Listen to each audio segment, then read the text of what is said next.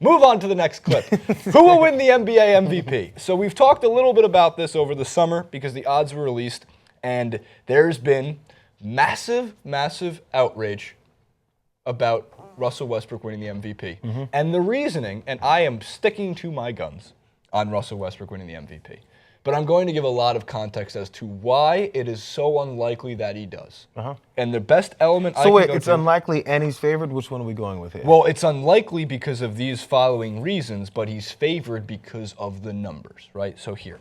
So it makes, I mean, also because Vegas wants people to lose money. Vegas wants people, they want to make money on Russell Westbrook. That's very, very true. The previous MVPs since 2000.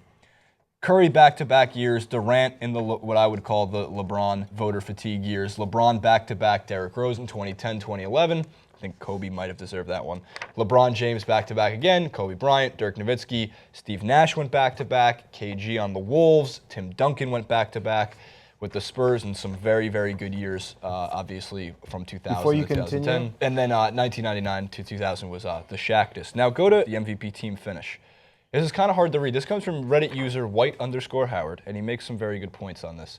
His whole post has to do with, here's the MVP since 1985, thank you, Jacorius, as it zooms in, and there's only one outlier, Karl Malone, whose team finished third in the Western Conference standings, but is tied for the first best record. Nobody in the past, Michael Jordan in Jordan in 88. Nobody's finished below third. Most of the time, it's just best player on the best team. Absolutely. Now go one more element forward, which is the Reddit user's quote. I want to give White_Howard, who's got a lot of Reddit karma. He made the point, also, I already know someone is going to say, go back a couple more years and you'll see Moses Malone won it with the 6th seed. First of all, he put up an insane stat line of 31 and 15. It was well over 30 years ago. MVP voting has changed and something that will likely never happen again. A fantastic point. JR, I want to hear your point first as to why Steph Curry in this thing, and I'm going to get into why I think that quote itself is the reason why Russell Westbrook can win MVP. Well, Steph Curry's not going to win it because everyone who votes, they're humans, right? They get bored? They don't care about numbers. They get tired of the same thing. I was looking at even the further down list between the Michael Jordan and Magic Johnson years. Jordan still won it twice, then it was Barkley. You can't win it 3 times straight. They almost feel like it gets in their head subconsciously, and they think, oh, we don't want to keep voting for this same guy because people are going to think we're just choosing him or not even doing any kind of analytical thought process with anyone else in the league. So that's, I don't know, Steph Curry is going to have the most monstrous year where the Warriors lose 3 different guys, 3 starters throughout the year, and they still come out and only lose 5 games. Something like that. It's the only way Steph Curry's going to win that this year. Just like the Rams that will be 14-2, the Warriors will be 77-5. Exactly. So that's the only way he's going to win it this year because they don't want to do that. It feels like it makes them look bad. Right. Just trends can't go 3 in a row for some reason. If they do, they're going to say, well, we just can't help it. We had to. But I don't know if I have an answer yet. I read through the whole this Vice article on it. I like the Vice article. Yeah, it was really good. My biggest, you're going to give a reason why Russell Westbrook can. Not that he will, because you don't like to make anything definitive. Westbrook can't win it because his team is now on a downswing. Let's keep it real. His team won't finish 1, 2, 3. 1, 2, or 3. Yeah, and no bad karma on Russell Westbrook. I actually love the way he plays. He's going to have to do so much, which is what one of these articles pointed out. He's going to have some nagging injuries. As a point guard, and he throws himself in there, which is what I love about his game. People, you get collisions. You run into people. You take knees. You step on feet and turn ankles. All this stuff happens when you're that kind of player. And if he has to do it all alone, they said, oh, Kevin Durant's gone. Now he's going to have even more numbers. No, more time to hurt himself. More opportunities to hurt himself. More of the one guy to focus on. Allen Iverson was that guy in Philadelphia for so many years. Yeah. There was this diagram of his injuries just in one season or a few seasons. And it went from head to toe. He had a point everywhere on his body. You're a point guard, man. It's tough. You get beat up and you don't have Again, I'm not trying to curse the guy, but if he's going to play that way, there's going to be some injuries happening. He's not going to be able to take it. Yeah, well, that's I think the one way that a Warriors player wins it. If 2 guys go down, like for God forbid, but if like Durant and Draymond just missed 35 games each, and Curry once again or Thompson just hits like 500 threes. There's going to be a point where Klay Thompson's eventually going to say, I'm tired of not getting Can enough. I get paid? Yeah. That's what he's going to eventually say. Here's the reason why Russell Westbrook will win the MVP. Oh, you changed outside. it to Will. Well, you said you want me to be definitive. I'll be definitive. I did this in a different clip.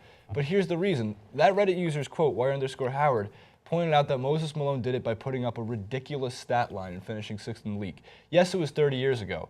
But once again, the reason why Russell Westbrook can win the MVP is if he averages a triple-double, and I'm going to add another little note to my previous take on it, and he puts up a top 3 scoring performance this year.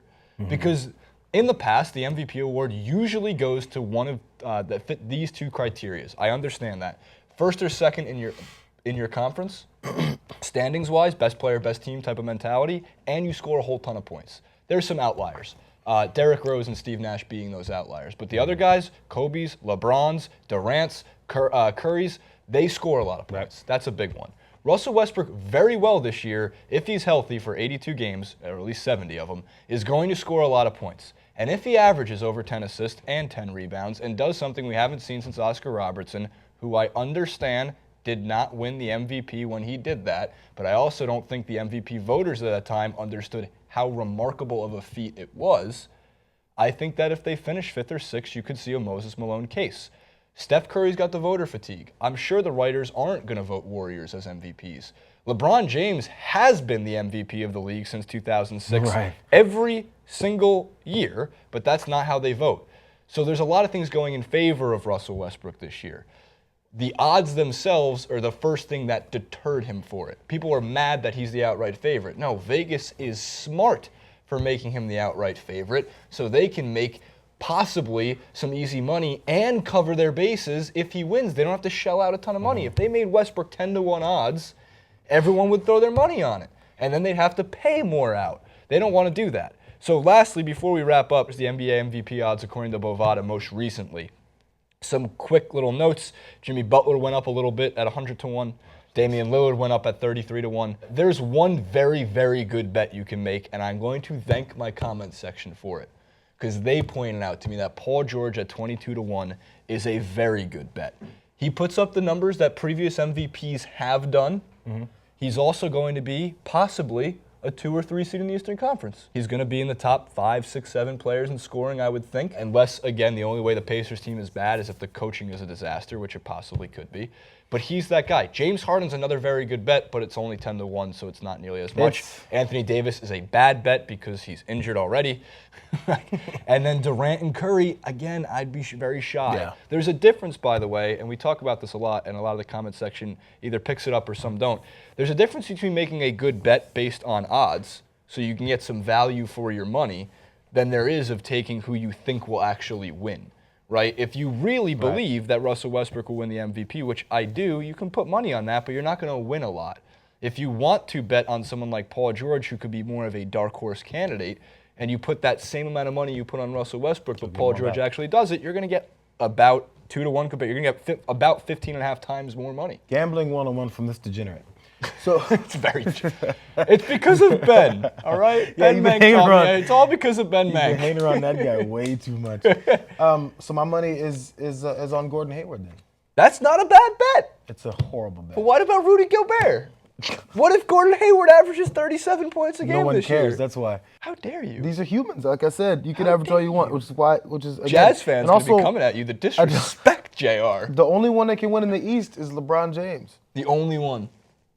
I want Isaiah Thomas to average like 16 assists. If Carmelo can't do it, Carmelo, the only way he can win is Carmelo won a scoring title and didn't get exactly. the he can't. No one. If there's a West Coast is a rarity in sports. There's a West Coast bias because the Western Conference teams are just crazy out there. The only Western Conference team that people look at as an Eastern Conference team of boredom is the Spurs. Which is the reason why Kawhi can't win it, which he probably should be in the top. He finished second last year in the MVP voting. Jerry, you're talking about West Coast bias. It's not true. Biggie's better than Tupac. There's an East Coast bias on this panel. Ja'Cory's mad at me. Or maybe he's in favor of me. I don't know. Comment below. What do you guys think of all the clips today? Make sure to leave your thoughts in the comment section below. NBA MVP on his back. Gordon Hayward, MVP. You know, it's funny you joke about that, but what if it happens? At JR Jackson on Twitter. You can check him out on many different TYT platforms. Make sure to tweet at him. He loves Tom Brady. Keep sending him the love. St. Louis Rams 14-2, Super Bowl champion. Super Bowl champion.